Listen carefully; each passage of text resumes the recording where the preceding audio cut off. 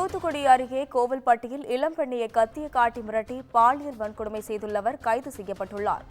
வீரவாஞ்சிநகர் மலைப்பகுதியில் தலைமறைவாக இருந்த மாரியப்பனை சுற்றி வளைத்து போலீசார் கைது செய்துள்ளனர். தப்பியோட முயற்சித்தபோது மாரியப்பனுக்கு கை கால்களில் முறிவு ஏற்பட்டு மாவுக்கட்டு போடப்பட்டுள்ளது. தற்பொழுது இதனை அண்மை செய்தியாக பார்த்துக் கொண்டுள்ளோம். கைக்குழந்தையுடன் வீட்டில் தனியாக இருந்த பெண்ணிடம் அத்துமீறிய சம்பவத்தால் அப்பகுதியில் பரபரப்பு ஏற்பட்டுள்ளது.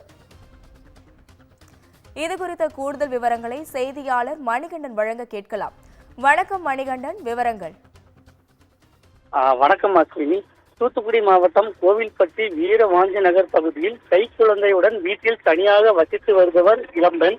அந்த இளம்பெண்ணின் வீட்டிற்குள் நள்ளிரவில் அத்துமீறி புகுந்து போதையில் அதே பகுதியைச் சேர்ந்த இளைஞர்கள் கத்தியை காட்டி மிரட்டி பாலியல் வன்கொடுமை செய்துள்ளனர்.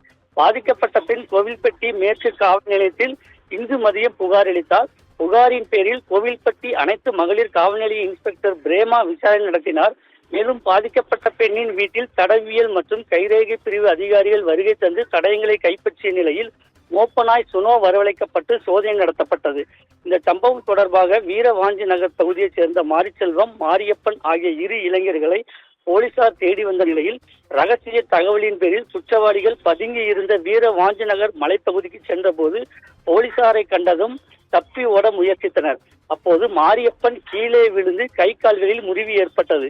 இதனையடுத்து மாரியப்பனை சுற்றி வளைத்த போலீசார் கோவில்பட்டி அரசு தலைமை மருத்துவமனைக்கு அழைத்து வந்தனர்.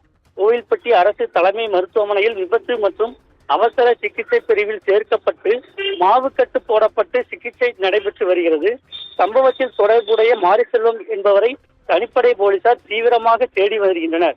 இந்த சம்பவம் தொடர்பாக கோவில்பட்டு அரசு தலைமை மருத்துவமனையில் Srivaikuntam DSP Ramakrishnan, Kovilpatti DSP Jeganathan, inspector Padmavathi, Navaneetha Krishnan தலைமையில் 50க்கும் மேற்பட்ட போலீசார் குவிக்கப்பட்டுள்ளனர்.